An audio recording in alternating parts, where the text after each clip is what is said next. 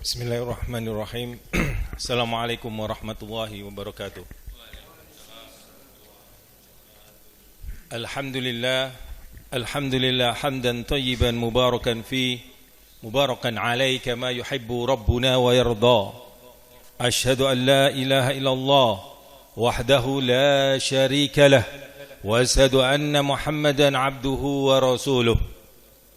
Ayyuhal ikhwa azzakumullah. Tidak terasa kita akan memasuki puasa di pertengahan bulan Ramadan.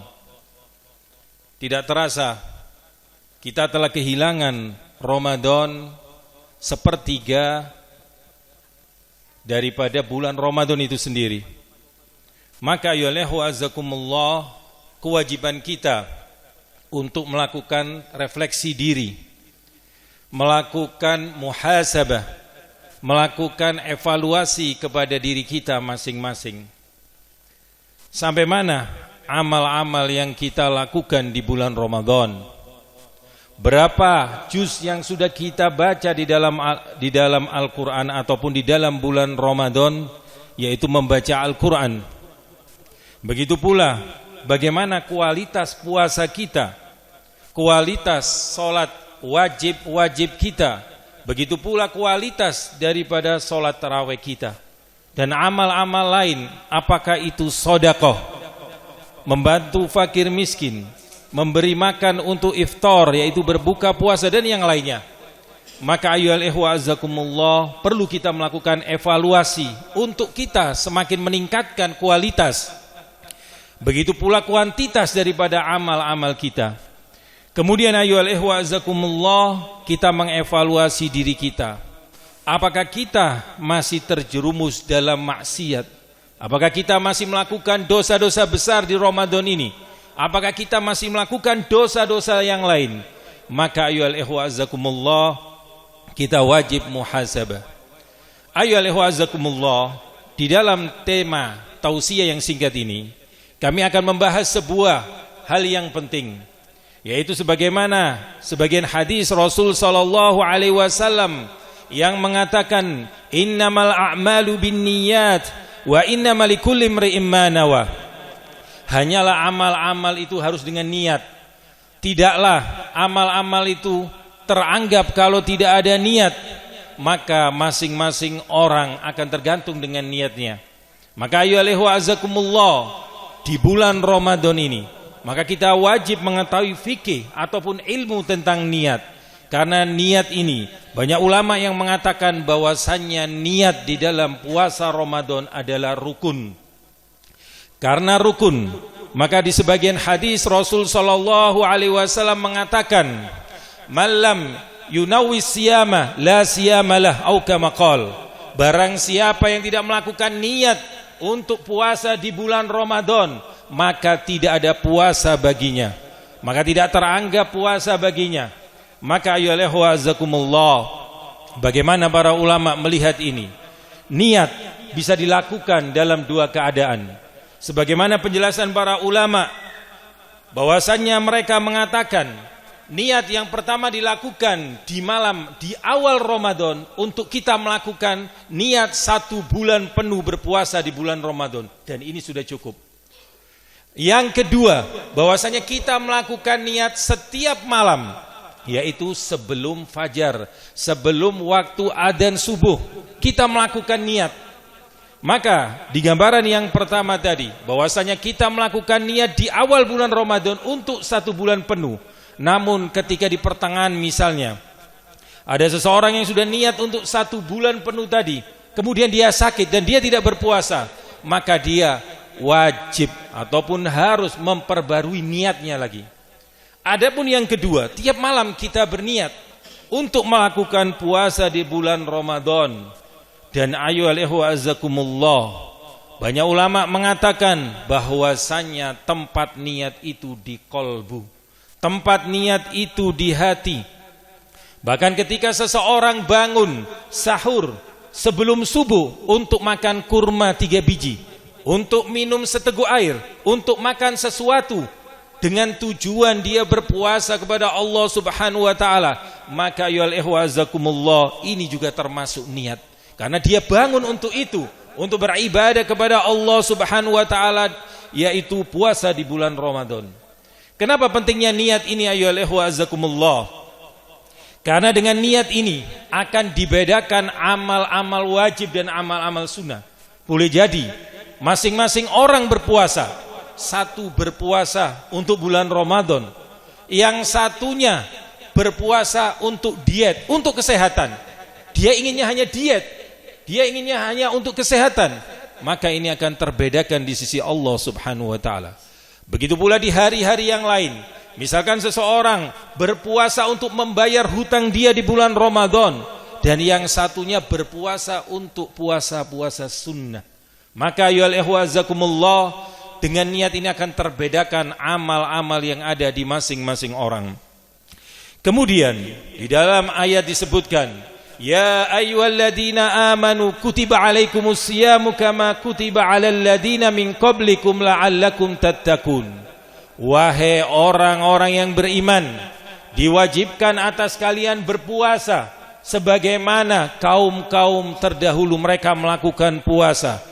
Apa tujuannya? La'allakum tattaqun, agar kalian bertakwa kepada Allah Subhanahu wa taala, agar kita melaksanakan perintah-perintah Allah, agar kita menjauhi larangan-larangan maksiat kepada Allah Subhanahu wa taala. Maka ayyuhal ikhwa azakumullah, di dalam ayat ini disebut orang-orang yang beriman, maka di dalamnya termasuk orang-orang yang disebut dengan orang muslim.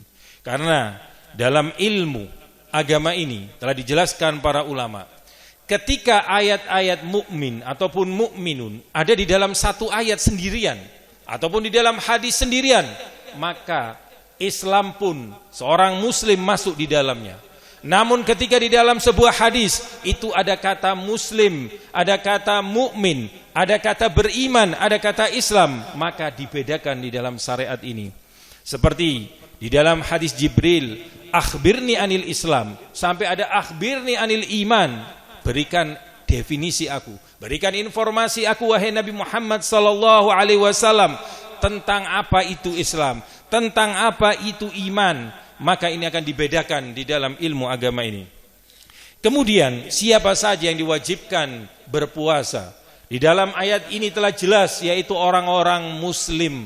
Maka orang-orang non muslim, orang-orang kafir, ketika dia berpuasa tidak ada artinya walaupun dia niat berpuasa untuk bulan Ramadan, karena pada dasarnya dia sudah kafir, tidak masuk di dalam perintah Allah Subhanahu wa taala. Yang kedua ayyuhal ikhwa azakumullah, yaitu al-qadir, orang yang mampu, orang yang mempunyai kuasa untuk dirinya berpuasa, tidak akan memadorotkan puasa itu, tidak sakit-sakitan dia.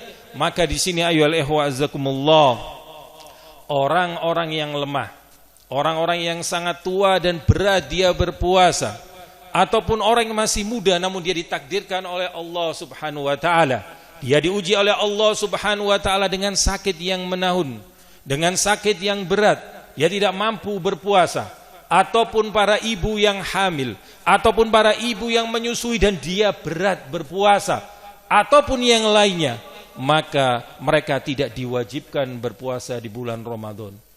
Namun mereka yang tidak mampu selamanya untuk mengganti di hari lain, karena tadi sakit yang menahun, kelemahan fisik yang sangat lemah, maka dia wajib membayar fidyah, yaitu membayar misalkan satu porsi makanan dengan lauknya yang diberikan kepada orang-orang miskin, ataupun beras kurang lebih 6,25 kilogram, 6 ons 25 gram, maka diberikan kepada orang miskin, atau bisa dikatakan kurang lebih 7 ons, itu lebih aman. Namun para ulama menegaskan lebih utama kita memberikan makan dengan lauknya, karena mereka akan langsung bisa memakannya.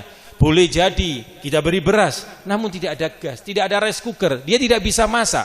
Maka ayyuhal ikhwa azakumullah, ini yang kedua, yaitu orang-orang yang mampu yang diwajibkan oleh Allah Subhanahu wa taala berpuasa di bulan Ramadan. Kemudian yang ketiga ayyuhal ikhwa azakumullah, al-akil, orang yang berakal. Orang yang berakal, orang yang sudah balik, orang yang faham tentang sesuatu, bisa menentukan ini baik ataupun ini buruk untuk dirinya, maka inilah orang-orang yang diwajibkan berpuasa di bulan Ramadan. Sehingga anak-anak kecil, anak-anak yang masih umur 7 tahun, 10 tahun, dia tidak diwajibkan.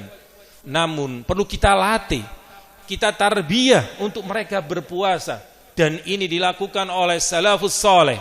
Mereka dilatih ketika masih kecil. Ketika mereka nangis dan lapar, mereka diberikan mainan untuk dilupakan terhadap laparnya sampai adzan maghrib.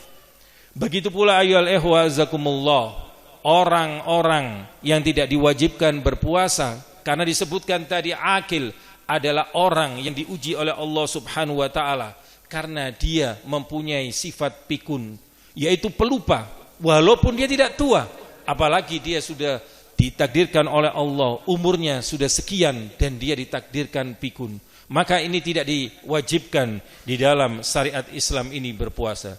Begitu pula ayyuhal ikhwa azakumullah, orang-orang yang terkena penyakit jiwa. Orang-orang yang terkena penyakit jiwa maka tidak diwajibkan berpuasa di bulan Ramadan. Kalau ada pertanyaan, bagaimana ketika seseorang ditakdirkan dia terkena penyakit jiwa tanggal 1 Ramadan sampai tanggal 15 Ramadan. Kemudian tanggal 16 Ramadan dia sembuh, dia sadar, dia berakal. Maka diwajibkan dia berpuasa mulai tanggal 16 itu sampai akhir Ramadan. Dan mulai tanggal 1 sampai tanggal 15 dia tidak diberi kewajiban untuk mengqadha, untuk membayar puasa di hari-hari yang lain, di hari-hari luar Ramadan. Kemudian ayyuhal ikhwa azakumullah, yang keempat yang diwajibkan berpuasa yaitu seseorang yang mukim. Orang yang mukim adalah orang yang tinggal di kotanya. Orang domisili Malang, tinggal di Malang, ini namanya mukim. Ketika dia safar ke Surabaya, apakah ke Jakarta ataukah ke Pasuruan, karena ukuran Pasuruan pun termasuk safar, maka ayyuhal ikhwa azakumullah, dia tidak diwajibkan berpuasa. Namun ketika dia mampu dan kuat dan dia ingin berpuasa, tidak mengapa. Maka ayyuhal ikhwa azakumullah, dan yang terakhir ayyuhal ikhwa azakumullah, yaitu para wanita yang dia haid ataupun dia nifas, maka para wanita yang seperti ini tidak diwajibkan berpuasa. Maka kata Ibunda Aisyah radhiyallahu anha, kunna nu'maru biqada'is siyam wala nu'maru biqada'is shalah, atau kama qala, bahwasanya kami para wanita dulu oleh Rasul sallallahu alaihi wasallam itu diperintahkan untuk mengqadha puasa ketika ataupun dikarenakan dia nifas ataupun karena haid. Namun mereka tidak diperintah oleh Rasul sallallahu alaihi wasallam mengqadha, membayar, yaitu amal salat di hari yang lain, karena ketika mereka mendapatkan, yaitu apakah itu disebut datang bulan ataupun haid ataupun nifas ataupun semisalnya. Inilah ya ikhwa azakumullah, perintah kewajiban berpuasa bagi orang-orang tersebut.